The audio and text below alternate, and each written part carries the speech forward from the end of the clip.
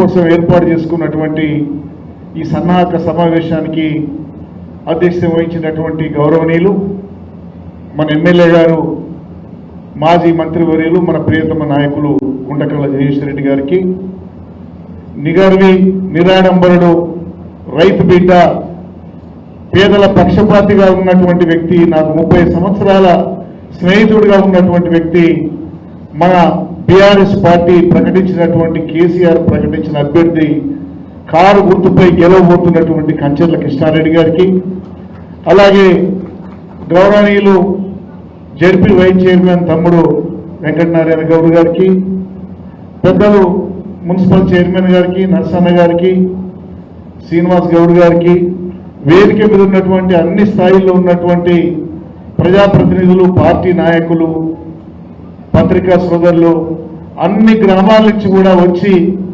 నేను జిల్లాలో చాలా సమావేశాలు చూస్తా, ఇట్లా జరగాలని జగదీశ్వర్ రెడ్డి గారికి ఉంటుంది మీటింగ్. ఏమన్నా కొద్దిగా క్రమశిక్షణ తప్పితే తట్టుకోకుండా చెప్తూనే ఉంటాడు.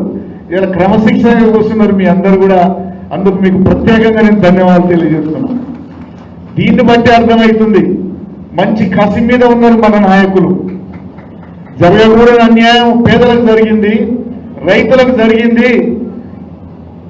మరి ఏ రకంగా ఈ రైతాంగాన్ని ఆదుకోవాలి, తెలంగాణను ఎట్లా మళ్ళీ ముందుకు తీసుకుపోవాలనే తపనతోటి ఎదురు చూస్తున్నటువంటి అన్ని గ్రామాల నుంచి వచ్చిన మాజీ సర్పంచులు, ఎంపీటీసీలు, ప్రజాప్రతినిధులందరికీ, గ్రామశాఖ అధ్యక్షులకు, జిల్లా బీఆర్ఎస్ పార్టీ అధ్యక్షునిగా మీ అందరికీ ప్రత్యేక నమస్కారాలు తెలియజేస్తూ ఉన్నాను. ఇప్పటిదాకా చాలా మంది మిత్రులు చెప్పారు, అసలు పార్లమెంటులో మన బీఆర్ఎస్ పాత్ర ఎట్లుండాలి, ఎట్లా ఉంటే ఈ తెలంగాణ సమాజానికి న్యాయం జరుగుద్ది, తెలంగాణ ఎట్లా సాధించుకున్నాం మనం అనేటువంటిది ఓనర్సన్న గారు కొన్ని విషయాలు చెప్పిండు. నేను మాజీ పార్లమెంటు సభ్యునిగా ఒక 6 సంవత్సరాలు పార్లమెంట్లో చూశాను. మన పార్టీ 1400 గంటలు మాట్లాడిన దాంట్లో నేను ఒక 10-15 గంటలు మాట్లాడిన సమస్యల మీద. ఎందుకంటే తెలంగాణ ఏర్పడ్డదే టీఆర్ఎస్ పార్టీ నుంచి, బీఆర్ఎస్ పార్టీ నుంచి. తెలంగాణ ఉద్యమకారులకు, తెలంగాణకు మన నిధులు మనకు రావాలని, మన నీళ్లు మనకు రావాలని, మన ఉద్యోగాలు మనకు రావాలని, ఆంధ్ర పాలకుల పెత్తనం పోవాలని పోరాడి తెలంగాణ సాధించిన నాయకుడు కేసీఆర్ అని చెప్పి సందర్భంగా మీకు మనవి చేస్తున్నాను. అందుకే పార్లమెంట్లో మేము కూడా తెలంగాణ ఏర్పడ్డ నాటి ఇచ్చినటువంటి హామీలన్నీ కూడా మీరు క్లియర్ చేయండి, కేంద్రం మీద పోరాటం మేము అనేకసార్లు, మా నిధులు మాకు ఇవ్వండి, మా రాష్ట్రాల వాట మాకు ఇవ్వండి, బీజేపీ పాలిత ప్రాంతాల్లో ఒక రకంగా, నాన్ బీజేపీ ప్రాంత ప్రభుత్వాల్లో ఒక రకంగా చూడొద్దని చెప్పి తీవ్రమైనటువంటి పోరాటం చేసి మన నిధులు మనకు వచ్చే వరకు అనేక సందర్భాల్లో పార్లమెంటు లోపల బయట కూడా ధర్నాలు కూడా చేసి నాయకుని యొక్క ఆలోచన మేరకు తెలంగాణ సమాజం కోసం పనిచేసినటువంటి మొదటి పార్టీ బీఆర్ఎస్ పార్టీ అని ఈ సందర్భంగా మీకు మనవి చేస్తూ ఉన్నాను. ఎందుకంటే ఆనాడు నల్ల చట్టాలు అనేటువంటి రైతులకు వ్యతిరేకంగా తీసుకున్న నల్ల చట్టాల మీద కానీ, లేకపోతే మీటర్లు బిగిస్తామన్నటువంటి బిల్లు మీద కానీ, ఇంకా ఇతర బిల్లుల మీద చాలా విషయాల మీద మాట్లాడటం జరిగింది. వర్గీకరణ విషయంలో కానీ, మరి బీసీల యొక్క జనగణనను చేపట్టాలన్నటువంటి దాని మీద కానీ, ఉద్యోగస్తుల విషయంలో కానీ, అన్ని సమస్యల్లో కూడా బీఆర్ఎస్ పార్టీ ముందుందని ఈ సందర్భంగా మీకు మనవి చేస్తూ ఉన్నాను. అందుకనే ఇప్పుడున్నటువంటి పరిస్థితిలో కేంద్రంలో మాట్లాడే నాయకులు, మన 4 బీజేపీ వాళ్ళు గెలిచారు, ఎన్నడూ కూడా మన నిధుల కోసం వాళ్ళు మాట్లాడలేదు, తెలంగాణ కోసం. ఈ 3 కాంగ్రెస్ నాయకులు ఉండ్రి, ఎన్నడూ కూడా పార్లమెంట్కి వచ్చిన పాపాన పోలేదు, తెలంగాణ గురించి మాట్లాడిన పాపాన పోలేదు. అందుకని బీజేపీకి, కాంగ్రెస్కి ఎప్పుడు కూడా తెలంగాణ మీద ఎప్పుడు కూడా వాళ్ళకు ప్రేమ లేదు. మళ్ళా ఓడినా గెలిచినా, ప్రభుత్వంలో ఉన్నా లేకున్నా తెలంగాణ బీఆర్ఎస్ వెంటనే ఉంటుంది. అందుకని తెలంగాణ కోసమే బీఆర్ఎస్ పనిచేస్తుందని ఈ సందర్భంగా మనం చేస్తున్నాం. అందుకనే మన కొట్లాట అంతా కూడా కేంద్రం మీద ఉంటుంది కాబట్టి, అందుకని మన అభ్యర్థి కృష్ణారెడ్డి గారిని గెలిపియాలని ఈ సందర్భంగా మీకు మనవి చేస్తూ ఉన్నాను. ముఖ్యంగా 3-4 విషయాలు. మన 4 మాసాల కింద మీరు అందరూ కూడా ట్రైనింగ్ అయి ఉన్నారు. ఏదైతే 50 ఓట్లకు ఒక వ్యక్తిని పెట్టుకున్నామో బూత్ వారిగా, గ్రామ వారిగా, మండల వారిగా బ్రహ్మాండమైనటువంటి నాయకత్వం మనకుంది. ఈ దేశంలో ఇంత పటిష్టమైనటువంటి పార్టీ నాయకత్వం ఉన్న పార్టీ ఒక బీఆర్ఎస్ పార్టీ అని ఈ సందర్భంగా మీకు మనవి చేస్తూ ఉన్నాం. ఇలా బ్రహ్మాండంగా 60-70 వేల సభ్యత్వం జగదీష్ రెడ్డి గారి నాయకత్వంలో మనం అందరం కూడా ఇక్కడ చేసుకున్నాం. ఇవాళ సర్పంచులు కానీ, ఎంపీటీసీలు కానీ, ఎంపీపీలు కానీ, జడ్పీటీసీలు కానీ అన్ని స్థాయిల్లో ఉన్నటువంటి పదవుల్లో కూడా మనమే ఉన్నామని ఈ సందర్భంగా మీకు మనవి చేస్తున్నాం. ఇప్పుడు కూడా దురదృష్టవశాత్తు ఒక చెడుగాలి వచ్చింది మొన్నసారి. ఆ గాలిలో మరి మనకు ఊహించినటువంటి రిజల్ట్ వచ్చింది. 10 సంవత్సరాలైంది మన ప్రభుత్వాన్ని చూసి. కాంగ్రెస్ పార్టీ రేవంత్ రెడ్డితో సహా ఈ దొంగలందరూ కూడా అమలు కానీ ఆచరణ సాధ్యంగానే హామీలు ఇచ్చి ప్రజల్ని మోసం చేశారు. అయ్యో 10 ఏళ్ళు కేసీఆర్ చేసింది కదా, ఇంకా వీళ్ళు చెప్పిన ఈ 420 హామీలు మాకేమన్నా వస్తాయో అని చెప్పి ఇంకా ఏదన్నా మంచి జరుగుద్దేమో అని ప్రజలు ఆశపడ్డారు. కానీ ఈ కాంగ్రెస్ ఇంత ద్రోహం చేస్తుందని మాత్రం ఎప్పుడు కూడా ప్రజలు ఊహించలేదు. అందుకే ఈ 4 మాసాల్లో గతంలో 2014కు ముందు ఎట్లయితే ఉన్నదో మళ్ళా ఈ కాంగ్రెస్ ప్రభుత్వంలో అదే జరుగుతుందని ప్రజలకు అర్థమైందని మీకు మనవి చేస్తున్నాం. ఇప్పుడు గ్రామాల్లో జరుగుతున్న తీరు చూసిండు. ఉదాహరణకు తెలంగాణ ప్రభుత్వం ఉన్నప్పుడు 4-5 సంవత్సరాలు చెరువులు నింపడమే కాదు, కాలువల్లో కూడా ప్రతి 2 కార్లకు నీళ్ళిచ్చి కాళేశ్వరం నీళ్ళని తెచ్చి ఈ గడ్డను పునీతం చేసిన పార్టీ బీఆర్ఎస్ పార్టీ అని ఈ సందర్భంగా మీకు మనం చేస్తూ ఉన్నాను. జగదీష్ రెడ్డి గారి నాయకత్వంలో ఆ రోజు కేసీఆర్ని మెప్పించి ఎప్పుడు కాలువలో నీళ్లు తగ్గినా నేను అనేక సార్లు కారు వెనక కూర్చునేది.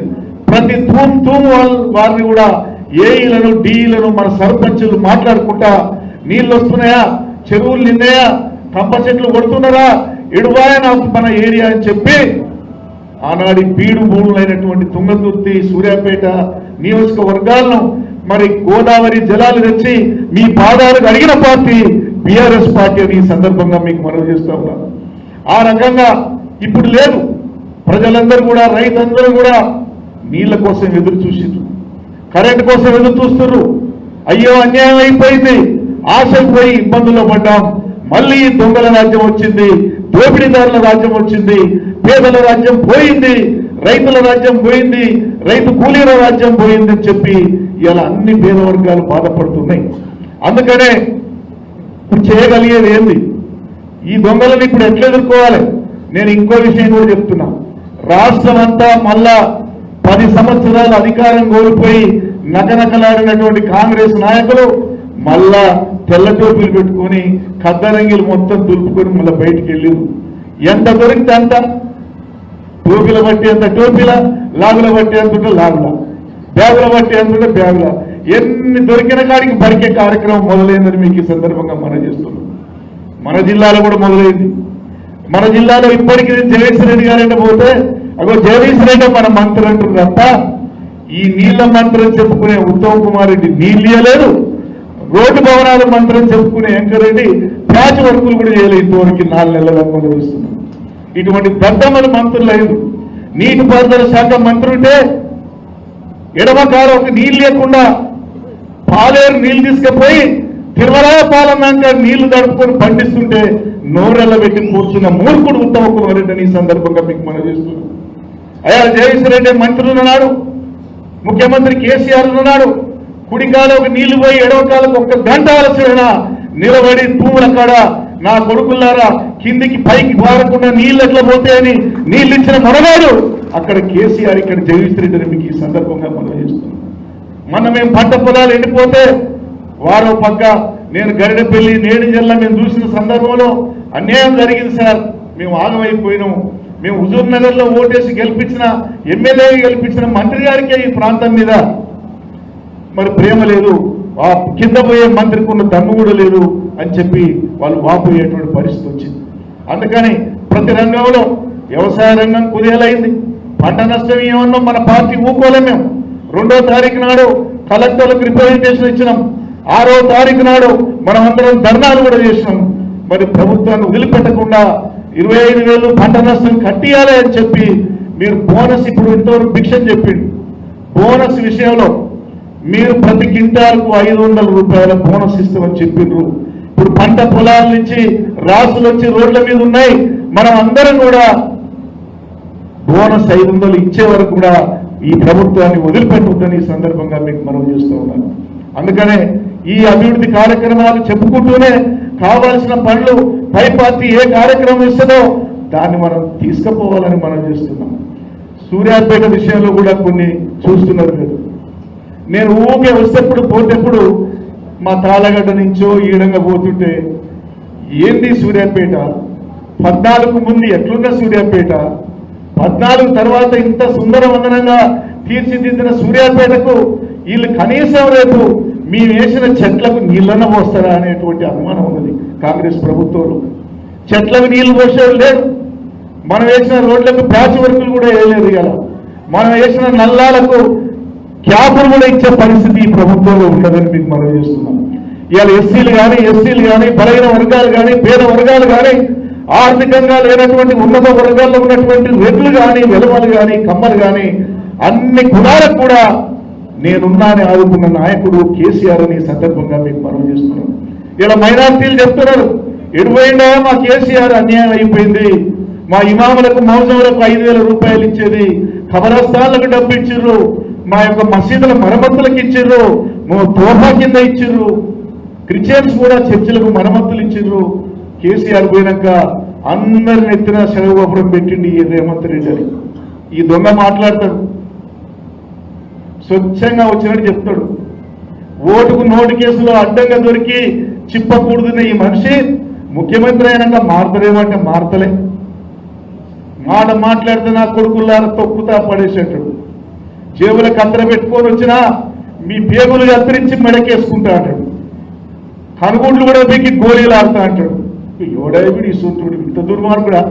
ముఖ్యమంత్రులు చాలా మందిని చూసినాం కానీ ఈ పద్ధతుల్లో గుండాల మాదిగా మాట్లాడేటువంటి పరిస్థితి గతంలో ఏ ముఖ్యమంత్రి చూడలే.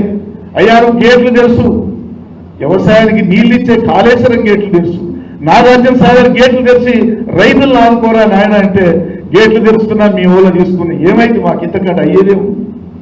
కేసీఆర్ సూర్యాపేట పర్యటన మొదలైనాక కాంగ్రెస్ గుండెల్లో గుబులు పుట్టింది. ఎమ్మటే సూర్యాపేట వైపు నీళ్లు వదిలిపెట్టిండ్రు, కరీంనగర్లో నీళ్లు వదిలిపెట్టిండ్రు, నాగార్జున సాగర్ ఎడమకాలకు నీళ్లు వదిలిపెట్టిండు. అందుకే కేసీఆర్ అంటే నిజాయితీ, కేసీఆర్ అంటే పేద వర్గాల ఆశాజ్యోతి అని సందర్భంగా మీకు మనం చేస్తున్నాం. సూర్యాపేటలో చాలా మంది ఎందుకు జగదీష్ రెడ్డి గారు మరి ఇంకా స్పందిస్తలేడు అడ్డగోలి అంటే ప్రభుత్వం పరిపాలన వాళ్ళకి ఇచ్చింది. ఏం జరుగుతుందో చూద్దాం. మంత్రిగా 60-70 సంవత్సరాల్లో చేయలేని పని 10 ఏళ్లలో చేసింది జగదీష్ రెడ్డి అని మీకు ఈ సందర్భంగా మనం చూస్తాం. అన్ని గ్రామాల్లో మంచినీరు సౌకర్యం కానీ, డాంబర్ రోడ్లు కానీ, సీసీ రోడ్లు కానీ, లేకపోతే పక్కా గృహాల విషయంలో కానీ పరిపాలన ఇవాళ నల్లగొండకు పోయి తిప్పల పడుతున్న మనకు సూర్యాపేటకు జిల్లా తెచ్చింది. ఏ ఆఫీస్కి పోయినా కలకల్లాడుతుంది ఇవాళ సూర్యాపేట. అందుకే వీళ్ళు ఎన్ని జిమ్మిక్కులు చేసినా జగదీశ్వర్ రెడ్డిని మాత్రం ఇంత సునామీ మనకు ఎదురొచ్చినా, ఇంత సుడిగాలు వచ్చినా జగదీశ్వర్ రెడ్డిని కళ్ళలో పెట్టి గెలిపించుకున్నది సూర్యాపేట ప్రజలను మీకు ఈ సందర్భంగా మనం చేస్తుంది. మీకు కూడా రుణపడి ఉన్న ప్రతి కార్యకర్తకు నాయకులకు కూడా ఇంత కష్టకాలంలో రెప్పపాటు కూడా నిద్రపోకుండా జగదీశ్వర్ రెడ్డి గారి గెలుపు కోసం పనిచేసిన మీ అందరికీ కూడా బీఆర్ఎస్ పార్టీ రుణపడి ఉంటుందని ఈ సందర్భంగా మీకు మనం చేస్తూ ఉన్నాం. మనకి అధికారం ప్రతిపక్షం పెద్ద లెక్క కాదు. ఇవాళ ప్రభుత్వం ఉంటుంది, రేపు పోద్ది, మళ్ళీ వస్తుంది, మళ్ళీ పోతుంది. ప్రజాస్వామ్యంలో ఇది మామూలే, మేము చాలాసార్లు చూసాం. కానీ అధికారంలో ఉన్నా ప్రతిపక్షంలో ఉన్నా బీఆర్ఎస్ పార్టీ పేదల పక్షాన్ని ఉంటుందని ఈ సందర్భంగా మీకు మనం చేస్తున్నాం. ఇవాళ పార్లమెంట్ అభ్యర్థుల్లో మీరు చూస్తున్నారు, నల్గొండ జిల్లాలో 2 పార్లమెంట్లు ఉన్నాయి.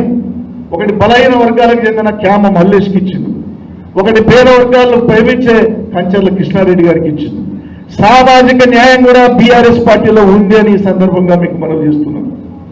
మొత్తం రాష్ట్రంలో 6 సీట్లు బీసీలకు ఇచ్చి గౌరవించిన పార్టీ బీఆర్ఎస్ పార్టీ అని ఈ సందర్భంగా మీకు మనం చేస్తున్నాం. ఒక గౌడ సోదరునికి, ఒక యాదవ సోదరునికి, ఒక కురుమ సోదరునికి, ఒక మరి ముదిరాజు సోదరునికి, ఒక మున్నూరు కాపు సోదరునికి అన్ని కులాల్లో కూడా మరి సామాజిక చైతన్యం తేవాలి, అందరికీ ఈ ఫలాలు అందాలని చెప్పి గొప్ప ఆలోచన చేసి పార్లమెంట్ అభ్యర్థులు ఇచ్చినటువంటి పార్టీ బీఆర్ఎస్ పార్టీ అని ఈ సందర్భంగా మీకు మనవి చేస్తూ ఉన్నాను. అందుకని సూర్యాపేట విషయంలో ఆచితూచి అడిగేస్తున్నాడు జగదీశ్వర్ రెడ్డి గారు. మేమందరం ప్రతిదాన్ని గమనిస్తూనే ఉన్నాం. పరిపాలన సాగే దాంట్లో జరుగుతున్న అవకతవకలు ఏందో కూడా ప్రజలకు మొదలు తెలిసి రావాలి. అన్ని వర్గాలకు కూడా 2014 ముందు ఎట్లుండే, 2014 తర్వాత 23 వరకు ఎట్లుండే, మళ్ళా ఇప్పుడు ఏ రకమైన పరిపాలన జరుగుతుందని చెప్పి ఆలోచన చేస్తున్నాం. మొదలు వాళ్ళకు రావాలి, అన్ని విషయాలు తెలవాలి. మళ్ళా సిండికేట్లు మొదలు కాబోతుంటాయి అంటారు. మళ్ళా ఎడువాయ అన్నరమ్మంటుండు. అన్న చెప్పినోడే అధికారులు ఉండాలన్నట. ప్రభుత్వం ఉన్నా కూడా జగదీశ్వర్ రెడ్డి ఇట్లా ఎన్నడూ కూడా ఎవరిని అరాచకం చేయలే, ఎవరిని ఇంటికి పిలిపించుకొని దాంతో అనలే. కాబట్టి మేము కూడా చూస్తున్నాం, బీఆర్ఎస్ పార్టీ వేడి చేస్తుంది. రాష్ట్రంలో జరిగేదానికి, నియోజకవర్గంలో జరిగేదానికి, జిల్లాలో జరిగే పరిణామాలు నిశ్చితంగా మేము పరిశీలిస్తున్నాం. అవసరం వచ్చినప్పుడు పార్టీ పక్షాన పేదలకి ఎప్పుడు నష్టం జరిగినా, ఎక్కడ నష్టం జరిగినా అక్కడ బీఆర్ఎస్ పార్టీ ఉంటుందని ఈ సందర్భంగా మీకు మనవి చేస్తూ ఉన్నాను. కాబట్టి మనం ఎవరేం ఆలోచన చేయాల్సిన అవసరం లేదు. అన్ని అభివృద్ధి కార్యక్రమాల్లో, మరి పార్టీ కార్యక్రమాల్లో మీ అందరూ కూడా మరి ఇప్పటి వరకు కష్టపడి పనిచేస్తున్నారు. ఎటువంటి ఆలోచన లేదు. జగదీశ్వర్ రెడ్డి గారు ఈ జిల్లాలో 12 నియోజకవర్గాల్లో పోయినసారి మొత్తం కూడా గెలిచి మన చక్రం దింపినాం. ఒక్కొక్కసారి ప్రజల్లో ఒక మార్పు ఆలోచన వస్తుంది. మన తమిళనాడులో కానీ, కర్ణాటక కానీ, ఈ యొక్క తెలంగాణ, మన సౌత్ ఇండియాలో కొన్నిసార్లు ఒకసారి ఒకరికి ఇస్తారు, ఒకరికి ఇస్తారు అవకాశం.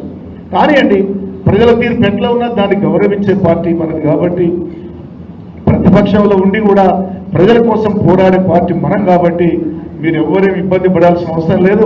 జగదీశ్వర్ రెడ్డి గారు శాసనసభ్యునిగా ఉన్నా, మాజీ మంత్రిగా ఉన్నా, బీఆర్ఎస్ పార్టీ కార్యకర్తగా మీకు ఎప్పుడు అండగా ఉంటాడు. జిల్లా పార్టీ అధ్యక్షునిగా నేనుంటా. వేదిక మీద ఉన్నటువంటి ప్రజాప్రతినిధులందరూ కూడా నీతి నిజాయితీతోటి కష్టపడి పనిచేసే నాయకత్వం మనకుంది. మిమ్మల్ని కాపాడుకునే బాధ్యత మాది అని సందర్భంగా తెలియజేస్తూ, రేపటి ఎన్నికల్లో మీ శక్తి వంచన లేకుండా కాంగ్రెస్ పార్టీ చేసే అవినీతి కార్యక్రమాలకు, ప్రజా వ్యతిరేక కార్యక్రమాలకు బుద్ధి చెప్పాలంటే కంచర్ల కృష్ణారెడ్డి గారి కారు గుర్తుకి ఇక్కడ భువనగిరిలో క్యామ మల్లేష్, మీ బంధువులు స్నేహితులు ఎవరున్నా అక్కడ ఇక్కడ కూడా కారు గుర్తును గెలిపించాలని చెప్పి తెలియజేస్తూ ముగిస్తున్నా. జై భారత్, జై తెలంగాణ.